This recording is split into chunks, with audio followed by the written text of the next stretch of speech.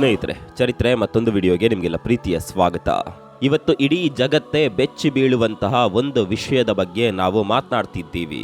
ಇರಾನ್ನ supreme leader, ಆ ದೇಶದ ಅತ್ಯಂತ ಶಕ್ತಿಶಾಲಿ ಮನುಷ್ಯ ಅಯಾತೊಲ್ಲಾ ಖಮೇನಿ ಹತ್ಯೆಯಾಗಿದ್ದು ಹೇಗೆ, ಇರಾನ್ನ ಅತ್ಯಂತ ಸುಭದ್ರ ಕೋಟೆ, ಯಾರಿಗೂ ನುಗ್ಗೋದಕ್ಕೆ ಸಾಧ್ಯವಿಲ್ಲದ ಜಾಗದಲ್ಲಿದ್ದ ಖಮೇನಿಯನ್ನ ಇಸ್ರೇಲ್ ಹೇಗೆ ಟಾರ್ಗೆಟ್ ಮಾಡ್ತು.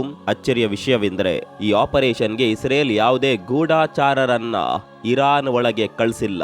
ಯಾವುದೇ ಸೀಕ್ರೆಟ್ ಏಜೆಂಟ್ ಅಲ್ಲಿಗೆ ಹೋಗಿ ಬಾಂಬ್ ಬಿಟ್ಟಿಲ್ಲ.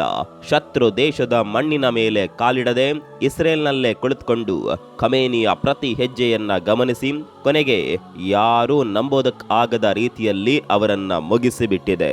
ಈ ಮಹಾನ್ ಕಾರ್ಯಾಚರಣೆಯ ಹಿಂದೆ ಇರೋದು ಇಸ್ರೇಲ್ನ ಒಂದು ರಹಸ್ಯ ಪಡೆ. ಅದರ ಹೆಸರೇ ಯುನಿಟ್ 8200. ಏನಿದು ಯುನಿಟ್ 8200? ಇಸ್ರೇಲ್ನ ಗುಪ್ತಚರ ಸಂಸ್ಥೆ ಮೊಸಾದ್ ಬಗ್ಗೆ ನಮಗೆಲ್ಲ ಗೊತ್ತು. ಆದರೆ ಈ ಯುನಿಟ್ 8200 ಇದೆಯಲ್ಲ, ಇದು ಮೊಸಾದ್ಗಿಂತಲೂ ಡೇಂಜರಸ್. ಇದು ಬಂದೂಕು ಹಿಡಿದು ಯುದ್ಧ ಮಾಡಲ್ಲ, ಆದರೆ ಕಂಪ್ಯೂಟರ್ ಮುಂದೆ ಕೂತು ಇಡೀ ಜಗತ್ತನ್ನೇ ನಡುಗಿಸುತ್ತೆ. ಇವತ್ತಿನ ಈ ವಿಡಿಯೋದಲ್ಲಿ ಈ ಅದೃಶ್ಯ ಸೈನ್ಯದ ಬಗ್ಗೆ, ಖಮೇನಿ ಹತ್ಯೆಯಲ್ಲಿ ಇವರು ತೋರಿಸಿದ ಕೈಚಳಕದ ಬಗ್ಗೆ, ಇಸ್ರೇಲ್ನ ಈ ಅದ್ಭುತ ಸೈ ಕ್ರಾಫ್ಟ್ ಬಗ್ಗೆ ಕಂಪ್ಲೀಟ್ ಆಗಿ ಹೇಳ್ತೀವಿ ನೋಡಿ.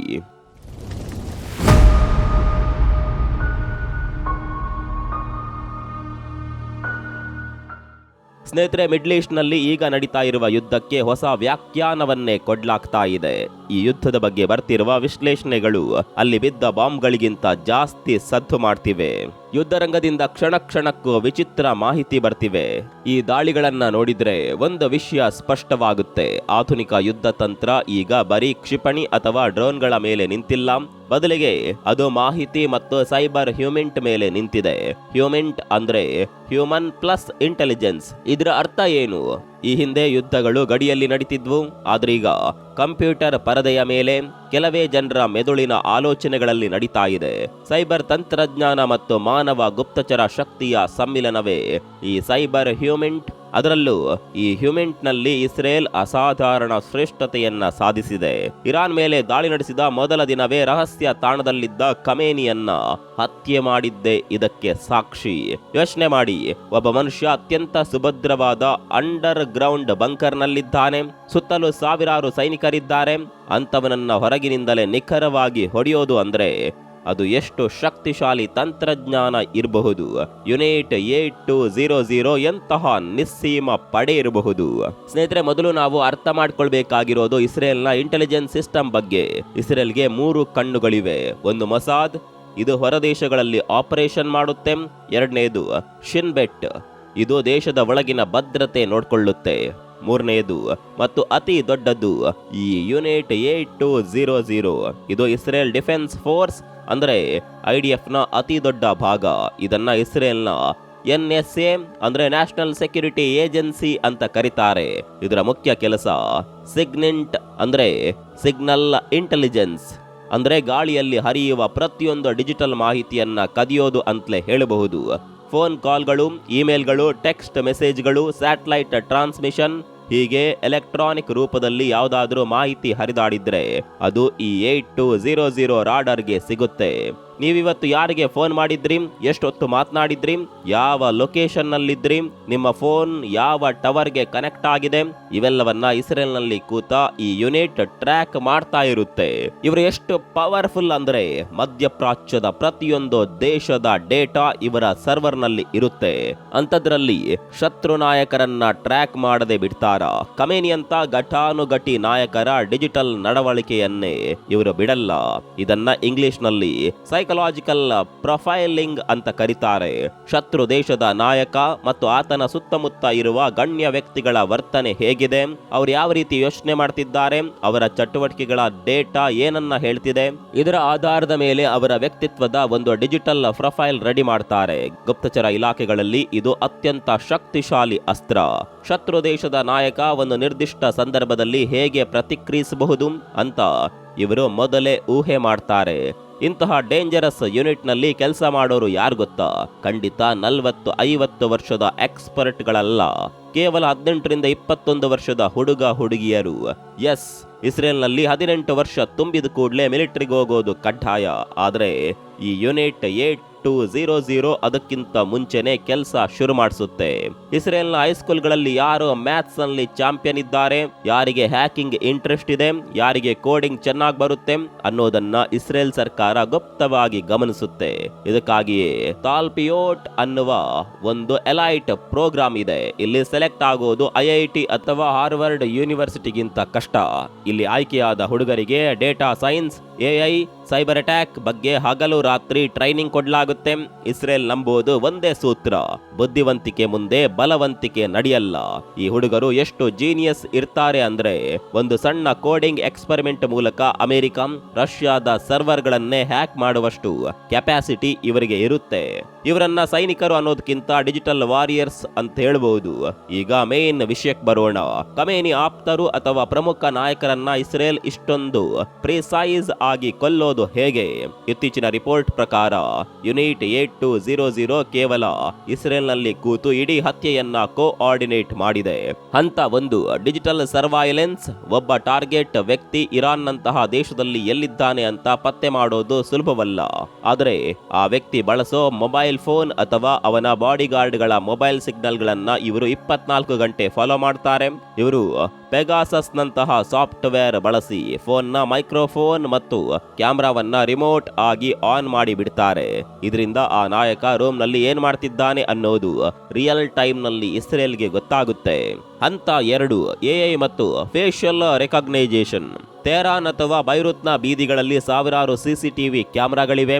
ಯೂನಿಟ್ 8200 ಈ ಕ್ಯಾಮೆರಾಗಳೊಳಗೆ ನುಗ್ಗಿ ಅಲ್ಲಿ ಮುಖಗಳನ್ನ ಸ್ಕ್ಯಾನ್ ಮಾಡುತ್ತೆ. ಟಾರ್ಗೆಟ್ ಯಾವ ಮನೆಯೊಳಗೆ ಹೋದ, ಯಾವ ಕಾರ್ ಹತ್ತಿದ ಅನ್ನೋದು ಕಣ್ಣಿಗೆ ಕಾಣುವ ಹಾಗೆ ಇರುತ್ತೆ. ಹಂತ 3, ಆಪರೇಷನ್ ಫಿನಿಶಿಂಗ್. ಯೂನಿಟ್ 8200 ಎಲ್ಲಾ ಮಾಹಿತಿಯನ್ನ ಕಲೆಕ್ಟ್ ಮಾಡಿ ಮೊಸಾದ್ಗೆ ಕೊಡುತ್ತೆ. ಶತ್ರು ಈಗ ಹಸಿರು ಬಣ್ಣದ ಬೆಡ್ರೂಮ್ ನಲ್ಲಿದ್ದಾನೆ, ವಿಂಡೋ ಪಕ್ಕದಲ್ಲೇ ಕೂತಿದ್ದಾನೆ ಅಂತ ಇವರು ಕನ್ಫರ್ಮ್ ಮಾಡಿದ ಕೂಡಲೇ ಎಲ್ಲಿಂದಲೋ ಒಂದು ಡ್ರೋನ್ ಬಂದು ಅಟ್ಯಾಕ್ ಮಾಡುತ್ತೆ. ಇಲ್ಲಿ ನೀವು ಗಮನಿಸಬೇಕಾಗಿರೋದು, ಇಸ್ರೇಲ್ನ ಒಬ್ಬನೇ ಒಬ್ಬ ಸ್ಪೈ ಅಲ್ಲಿಗೆ ಹೋಗಿಲ್ಲ, ಆದ್ರೂ ಕೆಲಸ ಪಕ್ಕ ಆಗಿದೆ. ಇದನ್ನೇ 0 ಫುಟ್ ಪ್ರಿಂಟ್ ಆಪರೇಷನ್ ಅಂತ ಕರೀತಾರೆ. ಈ ಹಿಂದೆ 2010ರಲ್ಲಿ ನಡೆದ ಸ್ಟಕ್ಸ್ನೆಟ್ ಆಪರೇಷನ್ ಜೊತೆಗೆ ಇತ್ತೀಚಿನ ಪೇಜರ್ ಮತ್ತು ವಾಕಿ ಟಾಕಿ ಸ್ಫೋಟ ಎರಡರಲ್ಲೂ ಯೂನಿಟ್ 8200 ಕೈ ಚಳಕ ಇದೆ. ಸ್ಮಾರ್ಟ್ ಫೋನ್ ಬಳಸಿದ್ರೆ ಇಸ್ರೇಲ್ ಟ್ರ್ಯಾಕ್ ಮಾಡುತ್ತೆ ಅಂತ ಲೆಬನಾನ್ನ ಹಿಜ್ಬುಲ್ಲಾಗಳು ಹಳೆಯ ಪೇಜರ್ ಗಳನ್ನ ಬಳಸೋದಕ್ಕೆ ಶುರು ಮಾಡಿದ್ರು. ಆದರೆ ಯೂನಿಟ್ 8200 ಮತ್ತು ಮೊಸಾದ್ ಜಂಟಿಯಾಗಿ ಈ ಪೇಜರ್ ಗಳ ಶಿಪ್ಮೆಂಟ್ ನಲ್ಲೇ ಸಣ್ಣ ಪ್ರಮಾಣದ ಸ್ಫೋಟಕಗಳನ್ನ ಫಿಕ್ಸ್ ಮಾಡಿದ್ರು. ಒಂದು ಸಣ್ಣ ಸಿಗ್ನಲ್ ಕಳಿಸಿದ ಕೂಡಲೇ ಸಾವಿರಾರು ಪೇಜರ್ಗಳು ಒಂದೇ ಸಾರಿ ಬ್ಲಾಸ್ಟ್ ಆದವು. ಹುಡುಕ್ತಾ ಹೋದ್ರೆ ಈ ರೀತಿ ಸಾಕಷ್ಟು ಉದಾಹರಣೆ ಸಿಗುತ್ತೆ. ಸ್ನೇಹಿತರೆ, ಇಸ್ರೇಲ್ ಕೇವಲ ಯುದ್ಧ ಮಾಡೋದಕ್ಕೆ ಮಾತ್ರ ಈ ಯೂನಿಟ್ ಬಳಸಲ್ಲ. ಇವತ್ತು ಇಸ್ರೇಲ್ ಅನ್ನ ಸ್ಟಾರ್ಟ್ಅಪ್ ನೇಷನ್ ಅಂತ ಕರೀತಾರೆ. ಅದಕ್ಕೆ ಅಸಲಿ ಕಾರಣವೇ ಈ ಯೂನಿಟ್ 8200. ಯೂನಿಟ್ 8200 ನಲ್ಲಿ 3-4 ವರ್ಷ ಕೆಲಸ ಮಾಡಿ ಹೊರಗೆ ಬರುವ ಯುವಕರಿಗೆ ಜಗತ್ತಿನ ಯಾವುದೇ ದೇಶಕ್ಕಿಂತ ಹೆಚ್ಚು ಟೆಕ್ನಾಲಜಿ ಗೊತ್ತಿರುತ್ತೆ. ಅವರು ಹೊರಗೆ ಬಂದು ತಮ್ಮದೇ ಆದ ಸೈಬರ್ ಸೆಕ್ಯೂರಿಟಿ ಕಂಪನಿಗಳನ್ನ ಶುರು ಮಾಡ್ತಾರೆ. ಇವತ್ತು ನಾವು ಬಳಸ್ತಿರುವ antivirus, firewall, cloud security, ಇದರಲ್ಲಿ ಅರ್ಧಕ್ಕಿಂತ ಹೆಚ್ಚು ಕಂಪನಿಗಳು ಈ ಯೂನಿಟ್ 8200 ಮಾಜಿ ಸೈನಿಕರು ಕಟ್ಟಿದ್ದೆ. ನೀವು ನಂಬಲ್ಲ, ಪ್ರತಿ ವರ್ಷ ಈ ಕಂಪನಿಗಳು ಬಿಲಿಯನ್ ಗಟ್ಟಲೆ ಡಾಲರ್ ಬಿಸ್ನೆಸ್ ಮಾಡ್ತಾರೆ. ಇಸ್ರೇಲ್ನ GDPಯಲ್ಲಿ ಸೈಬರ್ ಸೆಕ್ಯೂರಿಟಿಯ ಪಾಲು ದೊಡ್ಡದಿದೆ. ಅಂದರೆ ಮಿಲಿಟರಿ ಟ್ರೈನಿಂಗ್ ಅನ್ನ ಇವರು ದೇಶದ ಆರ್ಥಿಕತೆಗೆ ಬಳಸ್ಕೊಳ್ತಿದ್ದಾರೆ. ಆದರೆ ಇದೆಲ್ಲವೂ ಒಳ್ಳೆಯದ್ದ? ಖಂಡಿತ ಇಲ್ಲ. ಭದ್ರತೆ ವಿಚಾರದಲ್ಲಿ ಓಕೆ, ಆದರೆ ಪ್ರೈವೇಸಿ ವಿಚಾರದಲ್ಲಿ ಯೂನಿಟ್ 8200 ಬಗ್ಗೆ ಸಾಕಷ್ಟು ವಿರೋಧ ಕೂಡ ಇದೆ. ಇತ್ತೀಚೆಗೆ ಈ ಯೂನಿಟ್ ನ ಕೆಲ ಮಾಜಿ ಸೈನಿಕರು ಒಂದು ವಿಷಯವನ್ನ ರಿವೀಲ್ ಮಾಡಿದ್ರು. ಇಸ್ರೇಲ್ ಕೇವಲ ಶತ್ರುಗಳನ್ನಲ್ಲ, ಸಾಮಾನ್ಯ ಪ್ಯಾಲೆಸ್ತೀನಿಯರ ಪರ್ಸನಲ್ ಲೈಫ್ ನ ಪ್ರತಿಯೊಂದು ವಿಷಯವನ್ನ ಇಟ್ಕೊಂಡು ಅವರನ್ನ ಬ್ಲಾಕ್ ಮೇಲ್ ಮಾಡುತ್ತೆ ಅನ್ನುವ ಆರೋಪ ಇದೆ. ಇನ್ನು ಪೆಗಾಸಸ್ ಸಾಫ್ಟ್ವೇರ್ ಬಗ್ಗೆ ನಿಮ್ಗೆಲ್ಲ ಗೊತ್ತು. ಇದನ್ನ ತಯಾರಿಸಿದ ಕಂಪನಿ NSO ಗ್ರೂಪ್. ಈ ಕಂಪನಿ ಮಾಲೀಕರು ಕೂಡ ಇದೇ ಯೂನಿಟ್ 8200 ನಿಂದ ಬಂದವರು. ಜಗತ್ನ ಹಲವು ದೇಶಗಳು ಪೆಗಾಸಸ್ ಬಳಸಿ ತಮ್ಮ ದೇಶದ ಪತ್ರಕರ್ತರು ಮತ್ತು ವಿರೋಧ ಪಕ್ಷದ ನಾಯಕರ ಮೇಲೆ ಕಣ್ಣಿಟ್ಟಿವೆ ಅನ್ನುವ ದೊಡ್ಡ ಕಾಂಟ್ರವರ್ಸಿ ಇವತ್ತಿಗೂ ಇದೆ. ಅಂದ್ರೆ ಯೂನಿಟ್ 8200 ಅನ್ನೋದು ಒಂದು ಪವರ್ಫುಲ್ ಗನ್ ಇದ್ದ ಹಾಗೆ. ಅದು ಯಾರ ಕೈಯಲ್ಲಿದೆ ಅನ್ನೋದರ ಮೇಲೆ ಅದು ಕೊಲೆಯೋ ಅಥವಾ ರಕ್ಷಣೆಯೋ ಅನ್ನೋದು ನಿರ್ಧಾರವಾಗುತ್ತೆ. ಸ್ನೇಹಿತರೆ, ಏನೇ ಆಗಲಿ ಇಸ್ರೇಲ್ನ ಈ ಟೆಕ್ನಿಕಲ್ ವಾರ್ಫೇರ್ನಲ್ಲಿ ಭಾರತಕ್ಕೆ ದೊಡ್ಡ ಪಾಠ ಇದೆ. ಯಾಕಂದ್ರೆ ಭಾರತ ಇವತ್ತು ಮಾಹಿತಿ ಯುದ್ಧದ ಅತಿ ದೊಡ್ಡ ಟಾರ್ಗೆಟ್ ಆಗಿದೆ. ಗಡಿಯಾಚೆಗಿನ ನಮ್ಮ ಶತ್ರುಗಳು ಸೋಷಿಯಲ್ ಮೀಡಿಯಾ ಬಳಸಿ ಭಾರತದ ಆಂತರಿಕ ಶಾಂತಿಯನ್ನ ಕದಡಲು ನೋಡ್ತಿದ್ದಾರೆ. ಸುಳ್ಳು ಸುದ್ದಿ ಅಥವಾ ಫೇಕ್ ನ್ಯೂಸ್ ಹರಡಲು ಒಂದು ದೊಡ್ಡ ಸೈಬರ್ ಸೈನ್ಯವನ್ನೇ ಕಟ್ಟಿದ್ದಾರೆ. ಹಾಗಾಗಿ ಭಾರತಕ್ಕೂ ಇಸ್ರೇಲ್ ಮಾದರಿಯ ಡಿಜಿಟಲ್ ಚಾಲಾಕಿಗಳು ಬೇಕು. ಶತ್ರುಗಳು ಭಾರತದ ಮೇಲೆ ಯಾವ ರೀತಿ ಡಿಜಿಟಲ್ ದಾಳಿಗೆ ಪ್ಲಾನ್ ಮಾಡ್ತಿದ್ದಾರೆ ಅನ್ನೋದು ನಮಗೆ ಮುಂಚಿತವಾಗಿಯೇ ಗೊತ್ತಾಗಬೇಕು. ಅಥವಾ ಭಾರತದ ಎಕಾನಮಿ ಬಗ್ಗೆ ಇರಲಿ, ವಿದೇಶಿ ಮಣ್ಣಿನಿಂದ ನಡೀತಾ ಇರುವ ಪ್ರೊಪಗಂಡವನ್ನ ಹತ್ತಿಕ್ಕಲು ಶತ್ರುವಿನ ನೆಟ್ವರ್ಕ್ ಒಳಗೆ ನುಸುಳುವ ತಂತ್ರಗಾರಿಕೆ ನಮಗೆ ಬೇಕಿದೆ. ಭಾರತದ ಸೈಬರ್ ಸೆಲ್ಗಳು ಸ್ಟ್ರಾಂಗ್ ಆಗಿವೆ ನಿಜ, ಆದರೆ ಅದಕ್ಕೆ ಮಾನವ ಗುಪ್ತಚರ ಸ್ಪರ್ಶ ಸಿಕ್ಕಾಗ ಮಾತ್ರ ಅದು ಪವರ್ಫುಲ್ ಆಗುತ್ತೆ. ಭವಿಷ್ಯದಲ್ಲಿ ಯಾವ ದೇಶದ ಬಳಿ ಶತ್ರುವಿನ ಮನಸ್ಥಿತಿಯನ್ನ ಅರಿಯುವ ಹ್ಯೂಮನ್ ಇಂಟೆಲಿಜೆನ್ಸ್ ಇರುತ್ತೋ ಅವರೇ ಗೆಲ್ಲೋದು. ಇದರ ಜೊತೆಗೆ ಮಾನವ ಜಾಲಗಳು ಅಂದ್ರೆ ಇಸ್ರೇಲ್ನ ಫೇಮಸ್ ಗೂಢಾಚಾರಿ ಎಲಿ ಕೊಹೆನ್ ನಂತಹ ಇಂಟೆಲಿಜೆಂಟ್ ಸ್ಪೈಗಳು, ಗೂಢಾಚಾರರು ಕೂಡ ಬೇಕು. ಯಾಕಂದ್ರೆ ತಂತ್ರಜ್ಞಾನ ನಮಗೆ ಶತ್ರುವಿನ ಸ್ಥಾನ ತೋರಿಸಬಹುದು, ಆದರೆ ಆತನ ಉದ್ದೇಶ ತಿಳಿದುಕೊಳ್ಳೋದಕ್ಕೆ ಮನುಷ್ಯರೇ ಬೇಕು. ನಾವೆಷ್ಟೇ ಮುಂದುವರೆದ್ರೂ ಗಡಿಯಾಚೆಗಿನ ಇನ್ಫಾರ್ಮೇಶನ್ ಸಂಗ್ರಹಿಸಲು ಆ ಮಣ್ಣಿನ ವಾಸನೆ ಬಲ್ಲ ಮನುಷ್ಯರ ಅವಶ್ಯಕತೆ ಇದ್ದೇ ಇರುತ್ತೆ. ಉದಾಹರಣೆಗೆ ಪಾಕಿಸ್ತಾನದ ಬಲೂಚಿಸ್ತಾನ್ ಅಥವಾ ಗಡಿ ಪ್ರಾಂತ್ಯಗಳಲ್ಲಿ ಬಳಸುವ ಪಸ್ತೋ, ಸಿಂಧಿ ಅಥವಾ ಸ್ಥಳೀಯ ಉರ್ದು ಭಾಷೆ ನಮ್ಮ ಸೈನಿಕರಿಗೆ ಅರ್ಥ ಆಗದೆ ಇರಬಹುದು. ಹಾಗಾಗಿ ಅಲ್ಲಿ ನಿಷ್ಠಾಂತರಾದ ಅಧಿಕಾರಿಗಳು ನಮಗೆ ಬೇಕು. ಜೊತೆಗೆ ಶತ್ರುವಿನ ನಡುವೆ ಒಬ್ಬನಾಗಿ ಬೆರ್ತು ಹೋಗಬೇಕಾದ್ರೆ ಕೇವಲ ಭಾಷೆ ಗೊತ್ತಿದ್ದರೆ ಸಾಲದು. ಅವರ ಉಡುಗೆ ತೊಡುಗೆ, ಅವರ ಧಾರ್ಮಿಕ ಆಚರಣೆಗಳು, ಅವರ ಸಾಮಾಜಿಕ ರೂಢಿಗಳ ಬಗ್ಗೆ ಆಳವಾದ ಜ್ಞಾನವಿರಬೇಕು.